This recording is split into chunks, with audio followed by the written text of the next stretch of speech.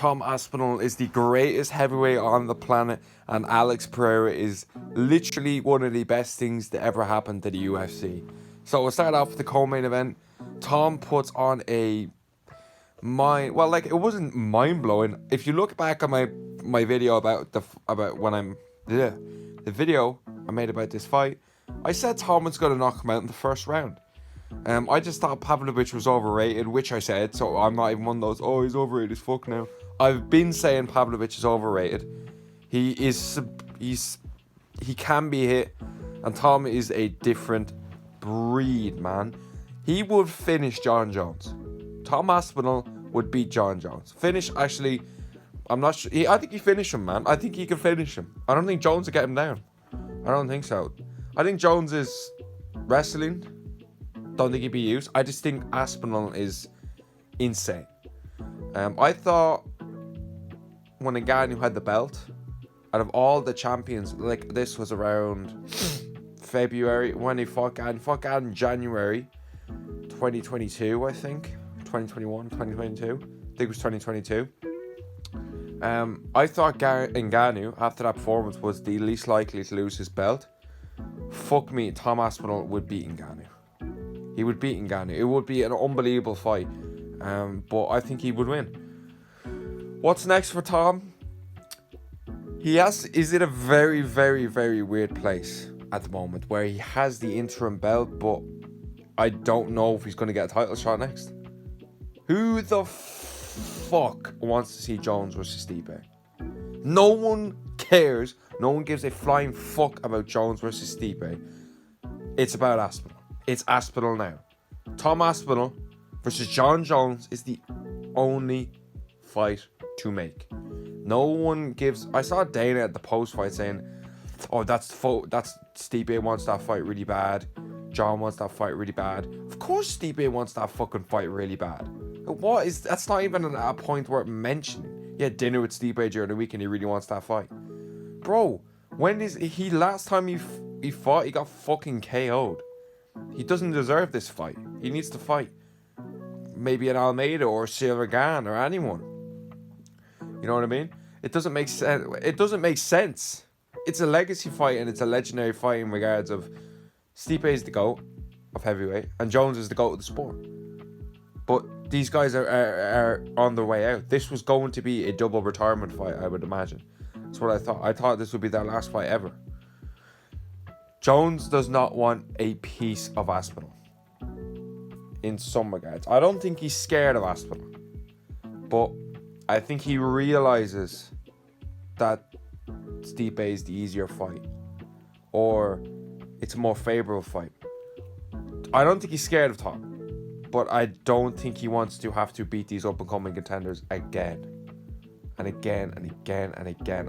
He went through Gane like it was nothing. You know, and the people shit on Cyril Gane. But anyway, I'm not even going to get into that. Jones versus Aspinall makes sense. Jones versus Stipe doesn't make sense apart from it's a legacy fight. But bro, like legacy fights, man, the division needs to keep moving forward. We need to see Aspinall fight John Jones. You could even do that in the UK. How fucking sick would that be to put that in a stadium in the UK? That's what I think. I think it actually could be Jones versus Gane versus Aspinall next. There's a likely possibility of that. If I see Aspinall defending the interim belt, that would be a disgrace. An absolute disgrace. Will that happen? I fucking hope not. I wouldn't rule it out at this point. You know what I mean? Because they're so fucking hellbent and horny on making Jones versus Stipe for some fucking reason. That they could say the whole time you have to defend it against Gane before you get the real one. I don't get it. Like, there's a chance we could see Gane fight for another vacant belt. You know, Aspinall versus Gane is a fucking banger fight. But I don't think Gane wins that fight. After what I saw last night. Bro, this dude's a freak of nature. I don't think he would get KO'd like that, though. Cyril's so light in his feet.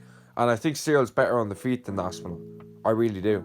I think that's a close fight, to be honest. Gane versus Aspinall, but I don't think he wins. I think if he gets him down, which is a chance, and a good chance he does.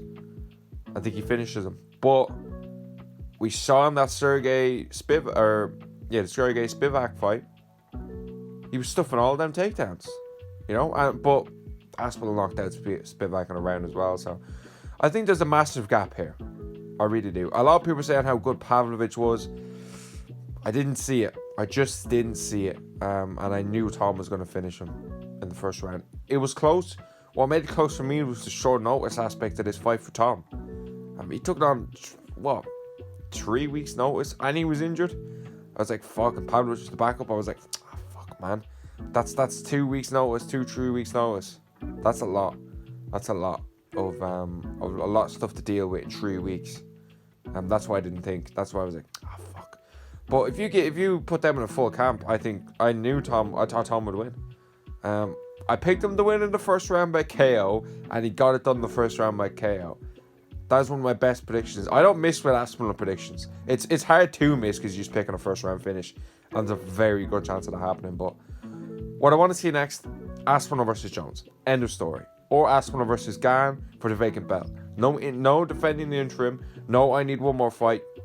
Fight for the real one. That's what he deserves. Alex Pereira is one of the greatest things to happen to this sport. This dude is a freak animal, bro. He's had like, I don't know how many fights. He's only had like 7 or something like that. I think, if even that. And he's double champ. Now, he doesn't have it simultaneously. It's kind of like a Randy Couture, I think. Randy Couture, 2 belts, just not at the same time. It's not simultaneously. And that is a little bit shit. But he's still a double champ. But GSP didn't hold him simultaneously either. So a lot of people say GSP, DC, Nunes, and McGregor are the double champs. If we're only talking about who had them simultaneously, why isn't Randy Couture in there as well? I don't get that. But if we're talking about who simultaneously hold them, it's only Nunes, DC, and McGregor, I think. I feel like I'm forgetting someone, but maybe not. But Pereira looked good.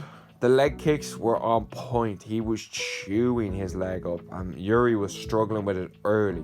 First 2 minutes, I was like, fuck, man. He's struggling with that calf kick already. Yuri looks slow. He's so, like... It was hard to tell how good Yuri was coming back off the shoulder. And Pereira looks so good in his last few fights. That's why I went with Pereira. But what's next for Yuri? I think you do the winner of the Blachowicz versus Rakic fight. I think that makes a lot of sense. And what's next for Pereira has to be Jamal Hill. Dane even said it makes sense. And it does. And Jamal Hill earned that fight because he could have held on. That could have been an interim fight last night if Jamal Hill was like, no, I'm going to hold on to it and let me get back. He could have done that. So we have to respect Jamal Hill and give him exactly what we gave Yuri. Rematch title, or not rematch, a title shot straight away. He has earned that now. And because like I said, that could have been an interim fight last night. Those two could have been fighting for an interim belt if Jamal Hill was like, nah, fuck that, I'm holding on to my belt. So he's sacrificed money doing that just so the division could move on. I'm a huge Jamal Hill fan, so how do I think that fight goes? It's interesting. It's an interesting one.